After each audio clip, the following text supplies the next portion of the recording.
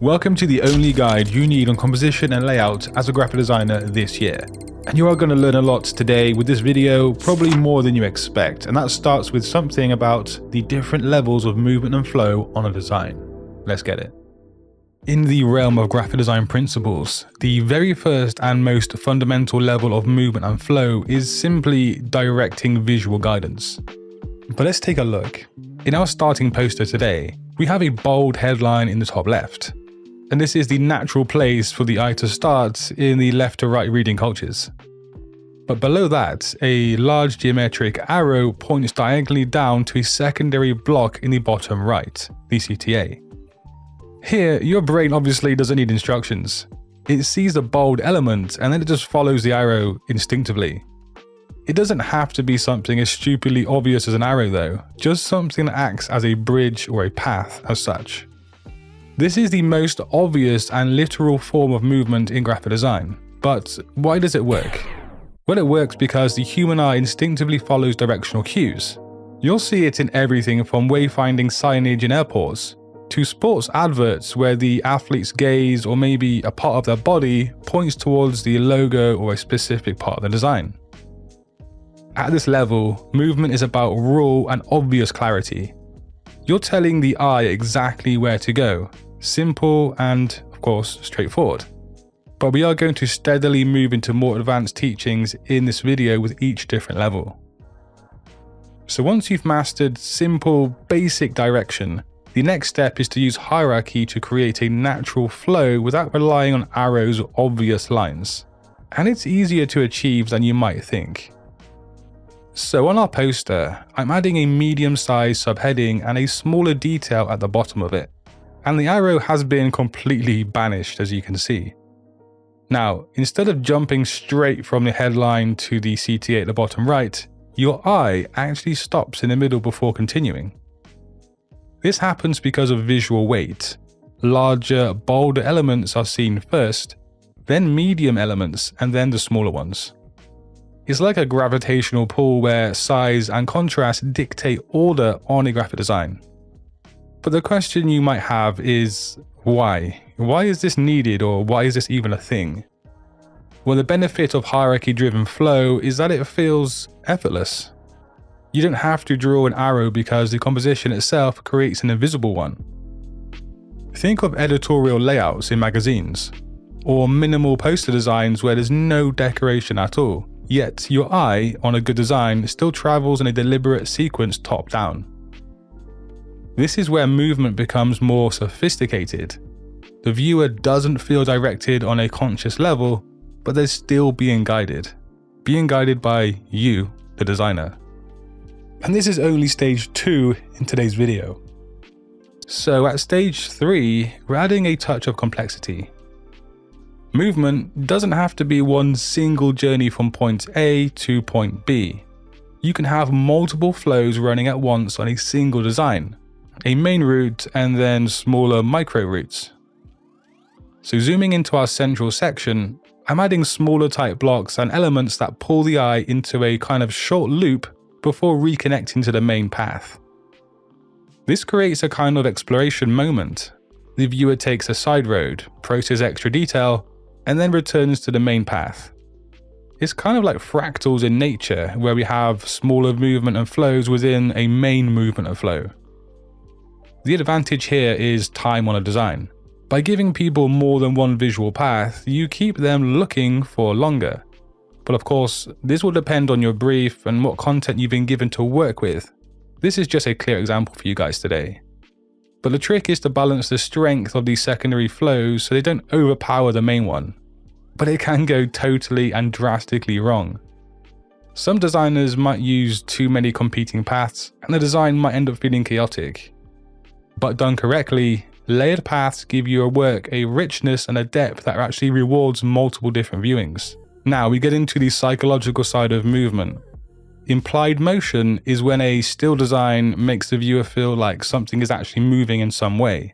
And it happens all the time, and it's not difficult to do either. This can be achieved with repetition, progressive scaling, blurring, or even directional patterns. So imagine our poster's background gaining a faint directional pattern that tapers off at one edge. Your brain reads this as acceleration. It could even be something as simple as a gradient from top to bottom with a texture added.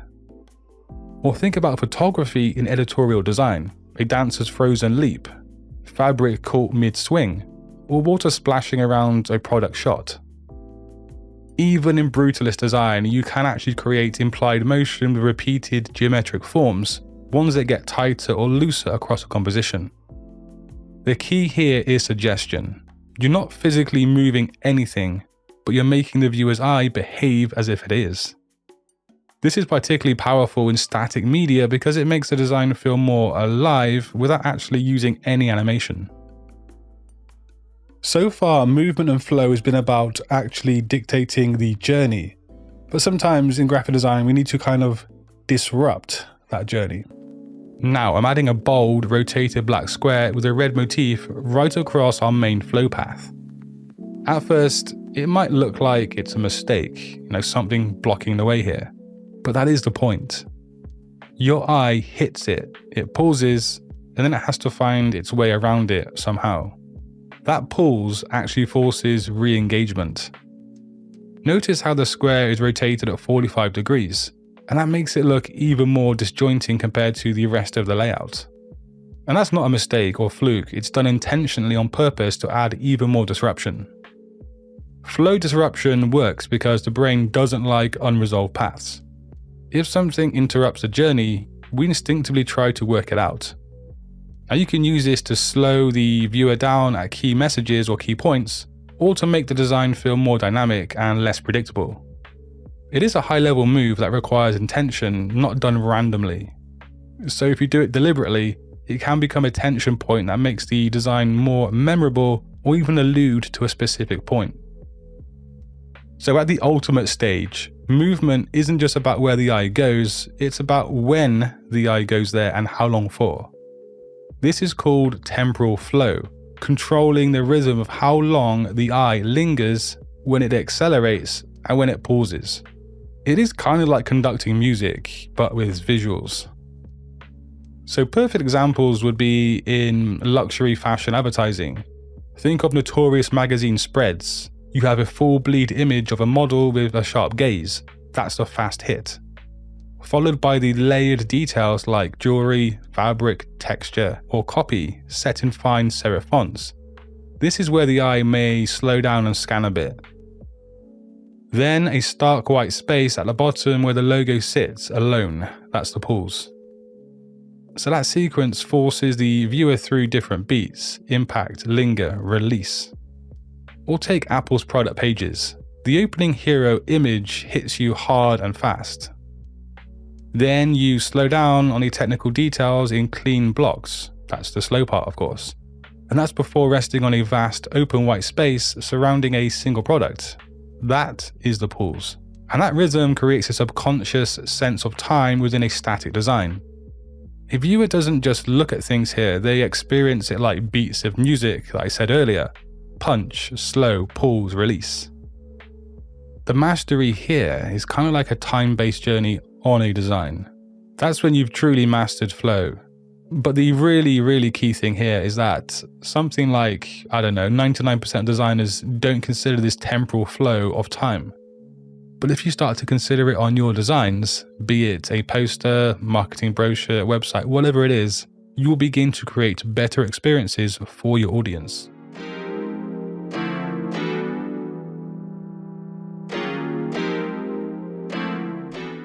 Grids go way back 1500 years in ancient manuscripts, and then they found their way into the printing presses for newspapers.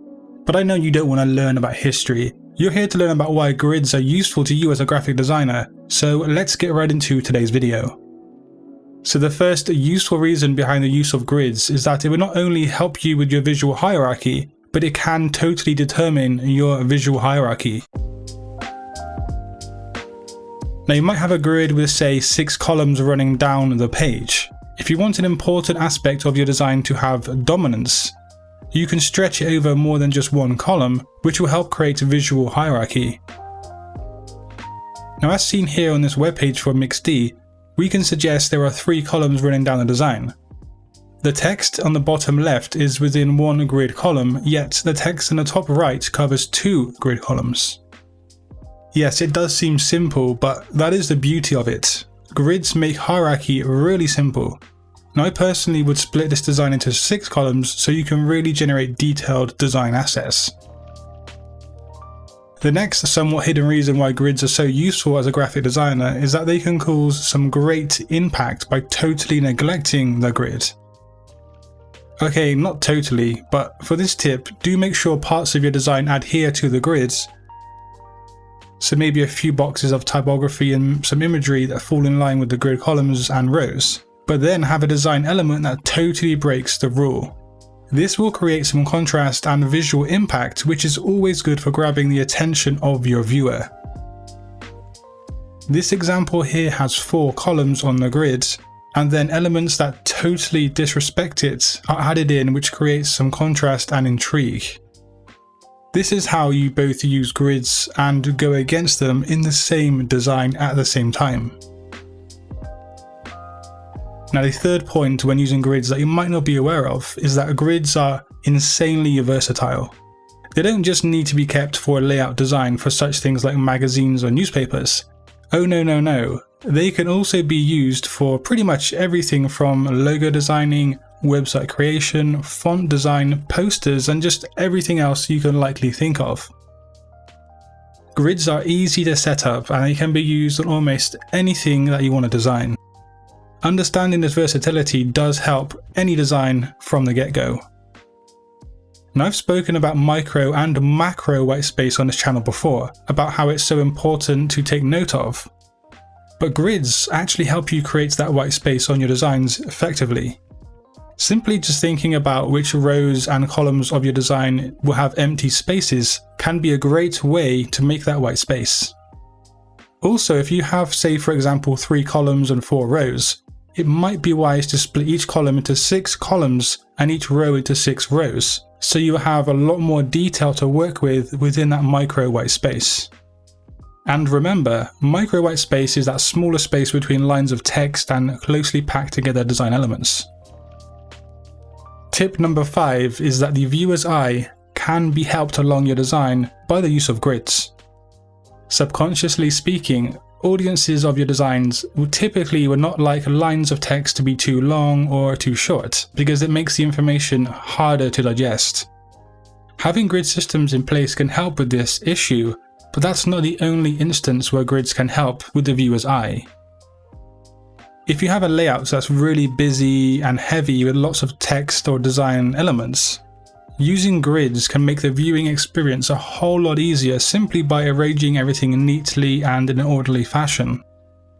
This helps the viewer when seeing your work, as they're not swallowed into utter chaos, essentially.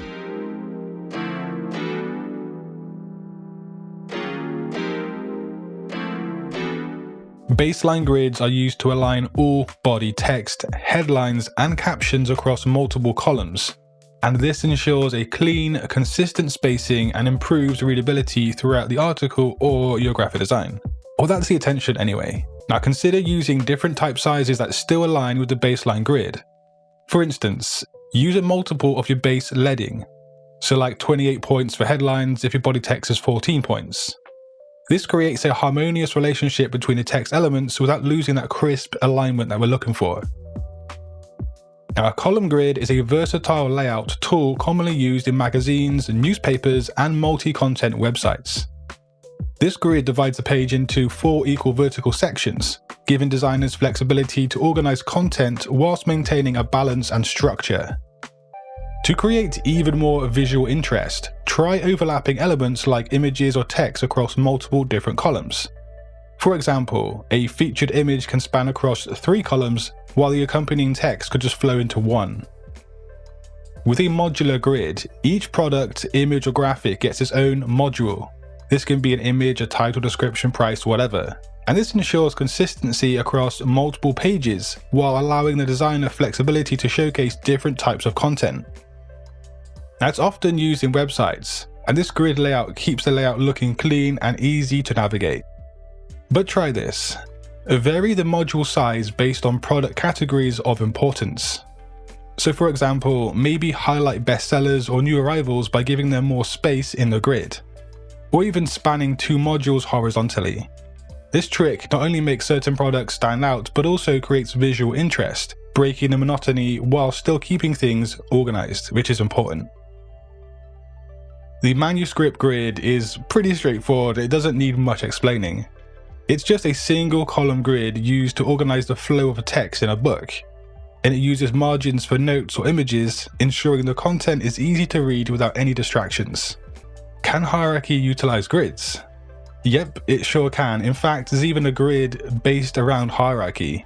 And you can use this grid to place large images or important text in blocks, such as headline or call to actions, while secondary information like navigation or footer links is placed less prominently. Now you can start by setting up a grid with different size and shape modules, and then add the content thereafter. But moving on from that, try creating contrast between your primary and secondary elements using color and size. For instance, make your headline bright and bold, but keep the subheadings or navigation links in a muted tone or smaller font. In logos like the Twitter bird or Apple logo, the golden ratio plays a subtle yet powerful role in making them look balanced and visually appealing. This ratio, roughly 1 to 1.618, is all about creating perfect proportions. And when applied to the logo design or any design for that matter, it helps the shapes and curves feel just right to our eyes. Or so says the theory. You don't have to stick rigidly to the golden ratio. Try using it as a starting point to guide your proportions, then tweak and adjust based on what feels right for the specific project. You don't want to pigeonhole yourself into a corner with this one. Using an asymmetric grid is a great way to give your design a dynamic, eye-catching look while still keeping things organized. Now, asymmetric grids tend to break away from a balanced and symmetrical system, so they're not really that rigid or that generic. By letting the hero image or headline take up more space, you're naturally drawing the viewer's attention to what's most important on your design. And at the same time, the smaller columns for text or extra images provide a secondary flow of importance and information without overwhelming the design. As a bonus tip, try some layering by letting your text overlap with images slightly, or use subtle diagonal lines to further break up space. This creates a sense of depth and motion, making the design feel more alive and less static. A square grid is like the backbone of a visually pleasing gallery. It's all about that clean, uniform vibe that just feels right. So imagine scrolling through an Instagram profile or website where every image or post lines up perfectly in neat little squares. It's not just satisfying to look at, it also makes the content super easy to navigate. And to make your square grid even more engaging, consider adding a pop of color or a subtle pattern as the background for certain squares. This way, you can create visual interest without disrupting the overall grid structure. The rule of thirds grid is like your secret weapon for creating stunning visuals. It's super simple, you just divide your design into 9 equal parts with 2 horizontal and 2 vertical lines, and this forms the grid. This method helps you position key elements in a way that feels natural and engaging. While the rule of thirds is great for initial placement, you can experiment with breaking it up a bit for dramatic effect. Maybe you place your main subject slightly off the grid to create tension or surprise. Combining a column grid for your product listings with a modular grid for the product details is like having the best of both worlds, and it's called a compound grid. It's all about making your layout flexible while keeping everything looking super clean and organized. But crucially, don't forget to keep some breathing space. Just because you're combining grids doesn't mean you should cramp everything up together, and this goes with pretty much every grid. Use white space strategically to separate different elements.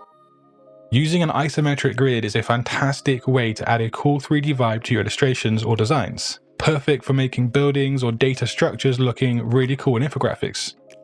It's all about that depth and dimension which can make your design stand out while keeping things clear and organized. Don't shy away from colors and shadows. Adding different shades can enhance the 3D effect and help define the shapes. Use lighter colors on top and darker ones underneath to give a sense of volume and realism. Using a circular grid for a logo sometimes can be a game changer, especially when you're working with round organic shapes. It's all about symmetry, balance, and making sure everything just feels right. But a circular grid doesn't just help with positioning, it also gives you a chance to create interesting shapes in the spaces between your elements. And then we have the triangular grid system. Say on a modern product box, use a triangular grid to create geometric patterns or just position elements like a logo and product details at specific points of interest. And this will give the packaging a unique, dynamic look. Now you can combine the triangular grid with some bright colors or textures to really bring your design to life. For instance, use a subtle gradient that flows along the angles of the triangles, or incorporate metallic foil accents at those key points where your elements meet.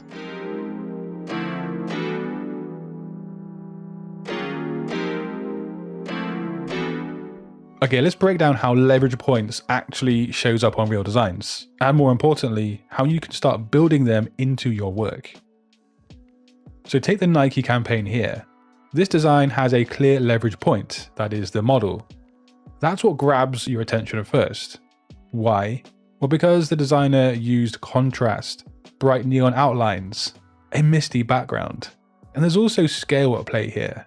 The figure dominates the composition. And then there's the isolation. Nothing else in this layout competes, that is apart from the neon green logo, which acts as the leverage point of this smaller proximity group in the lower left. This design knows exactly what it wants you to see first, and it makes sure nothing else gets in the way. That's leverage, that is control. Now compare that to this poster. It's more complex, but it still uses leverage really well. The artist's face is the focal point, and it's not just because it's centered, it's the largest element in frame. And that's surrounded by softer floral shapes that actually help draw your eye into it. The rest of the elements, the text, the overlays, the graphic details, they all sit back and support the main point. Even though there's more going on visually speaking, the hierarchy is still clear. And that's what a good leverage point does. It leads the viewer, even on busy designs. And of course, a design can have multiple different leverage points depending on the brief. Start by asking, what is the single most important thing on your layout? That's your leverage point. Now use design tools like scale, contrast, positioning, or isolation to make sure it dominates the design. Push back anything that competes with it. Use supporting elements to guide the eye towards it, not away from it. Now that you've established a clear leverage point or points, the next step is internal rhythm, and that's the eye in the lift system. And this is how you guide the eye through the layout from this first point. The bold title here acts as a strong visual anchor, immediately grabbing attention. And from there, the eye is pulled downwards toward the 3D object, and then across to the right hand side where secondary information and the call to action lives. This path isn't accidental, it's actually choreographed. The designer controls the eye's journey using consistent spacing, predictable alignment, and deliberate contrast. This is what we call eye choreography. It's a visual path built to guide, not to confuse. And look closely how the elements are grouped. We have navigation links that are evenly spaced and outlined. The supporting stats and the feature list are tight and structured, while the 3D object sits centrally, breaking symmetry in a controlled way to create energy. This balance between consistency and surprise keeps the viewer engaged. Predictable spacing builds trust. When margins and gutters are consistent, this actually relaxes your brain and it starts to absorb the message more easily. But a well-placed disruption, like the glowing call to action or dynamic 3D visual, actually re-engages attention. This rhythm, predictable with purposeful shifts, is what makes complex design feel effortless to navigate. And to apply this in your own work, start by asking, how does the eye move across my layout? Are there going to be jumps or is it going to be smooth transitions? Are related elements visually grouped? And is your spacing consistent throughout? Use spacing and positioning to control the speed of engagement. Fast rhythm for skimmable, simple content, and slower rhythm for more deliberate flow to dense, complex layouts, often with lots of information. The goal is to make the journey feel natural, each step leading logically to the next. The third part of this system is friction and flow. This is where a lot of designs can break down because friction is often misunderstood. Friction in graphic design is tight spaces, jarring objects, uncomfortable typefaces, and is often seen as a negative thing by designers. But strategic friction is actually smart when you do it properly. So in this design, the friction is seen as the very tight spacing between the lines of text, the leading. It's the blurred out faces. It's the scribble across the face even. And we actually even have half of a word missing at the bottom here. But this friction on this design is entirely intentional, and it's not acting alone. But the flow is preserved by clearly defined zones, smooth reading sections like the mission statement below, versus more intense friction zones at the top that demand attention. That's a difference between good friction and bad friction. Good friction grabs the eye, and bad friction loses the message and causes unwanted discomfort. And to apply this onto your own designs, review your layout and ask, is this element adding clarity or just visual noise? Are there too many fonts, too many color choices, or multiple focal points competing all at once? Tighten spacing where it matters, but don't overload. And remove any decoration that isn't really doing a job.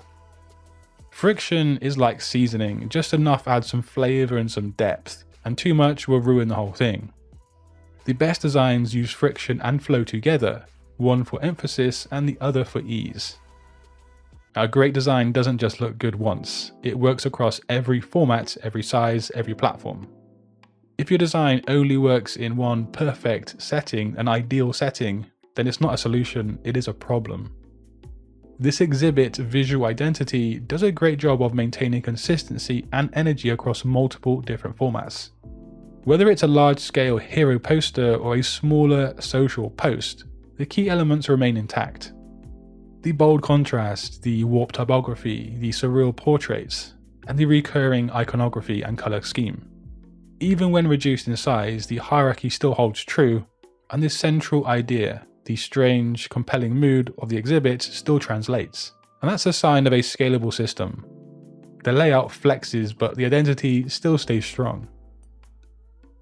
And to apply this, or to think about this on your designs, test your designs actively. Shrink them down. Can you still read the type properly? Can you still recognize the visual identity? Try placing them on a dark and a light background. Do they hold up still then? Move them across formats. Do you think this design will work on mobile screens, a print flyer, motion graphic even? Great designs scale like great brand voices, clear, flexible, and instantly recognizable in any context. And transferability isn't about making a layout that just looks cool. It's about creating a design that lives everywhere the brand has to, and it still speaks the same language thereafter. Let's wrap up this system by looking at how this layout design brings the entire lift system to life. So the moment the design loads, your eye goes straight to the bold orange band in the center of the design. And that's not by chance, it's deliberate, it's a leverage point. The use of a strong color contrast, central alignment, and subtle motion creates a focal point that leads the entire composition. It's literally saying start here without needing to shout. And yes, that subtle amount of motion graphics does elevate this leverage point quite a lot. Now follow the eye movement. After you lock onto the center, you're pulled gently outwards by the spacing and symmetry. The supporting type, these small animated elements, they're not just placed, they are paced and they are intentional. You'll find repetition in margin size, even rhythm between motion and stillness. This layout breathes in steady tempo. That's internal rhythm, building trust by creating visual predictability. That is while keeping the flow engaging. But here's where it gets smart. The band graphics ever so slightly overlapped by some typography. And also if you look at the text in the top right, it's laid out in a very non-uniform way. This is your friction, but where is the flow? Well, there's intensity in the center, but the outer space gives your eye time to breathe. That's the balance right there. It's the friction to wake up the viewer and then the flow to guide them through. And you do need both to different degrees on a design depending on the brief. Too much tension creates chaos, and too much smoothness creates boredom. And this layout knows when to push and when to let go. And so the last part, transferability. If we shrink this design down to thumbnail size, the orange band will still hold. The identity, the hierarchy, the balance, it all survives. Whether this runs on a mobile ad, Instagram story, or full width hero banner, the core message stays intact. But importantly, the concept of the design is so strong that the visual language can be taken to different platforms, rearranged, even made more minimal, and you still recognize it as being linked to this design. This is how the lift system considers slightly more advanced areas of layout design, and why you should be considering it on your next project. And if you want to keep your educational journey moving forward, then just click that video on screen to learn more skills as a graphic designer. And until next time guys, design your future today. Peace.